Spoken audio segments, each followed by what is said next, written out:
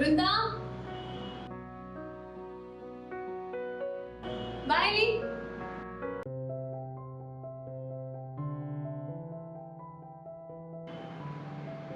ನನಗೆ ಕೆಲಸ ಮಾಡಕ್ಕೆ ಬಿಡಲ್ಲ. ಯಾವಾಗ್ಲೂ ಇವ್ರದ್ದು ಅದ್ ಕೆಲಸ ಮಾಡು ಇದ್ ಕೆಲಸ ಮಾಡು ಅನ್ನೋದೇ ಆಗೋಯ್ತು.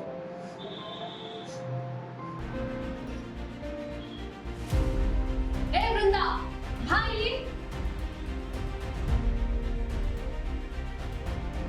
ಬೆಳಗ್ಗೆಯಿಂದ ಒಂದ್ ಕೆಲಸ ಮಾಡಿಲ್ಲ, ಮನೆ ಕಸ ಗುಡಿಸಿಲ್ಲ, ಅಲ್ಲೆಲ್ಲ ಹಿಡ್ಕೊಂಡು ಕೂತಿದ್ಯಾ ಅಲ್ಲಿ?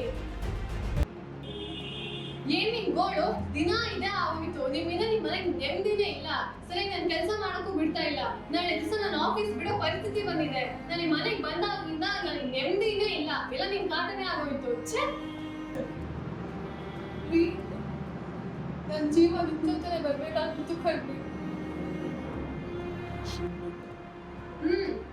ಸಾಕು ನೀವ್ ಈ ನಾಟಕ. ನೀವಿಲ್ಲ ಅಂದ್ರೆ ನಾವ್ ಈ ಮನೆಗೆ ನೆಮ್ಮದಿಯಾಗಿ ಇರ್ತೀವಿ. ಸಾಕು, ನಿಲ್ಸಮ್ಮ ನಿಮ್ ಮಾತು.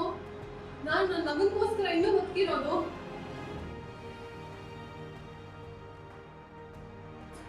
ಹಾ ಹೌದಂತೆ, ಅದಕ್ಕೆ ನೀ ಇನ್ನೂ ಬದುಕಿ ನಮ್ ಜೀವ ತಿಂತಾ ಇರೋದು. ಎಲ್ಲಾದ್ರೂ ಸಾಯವಾಗಲ್ವಾ?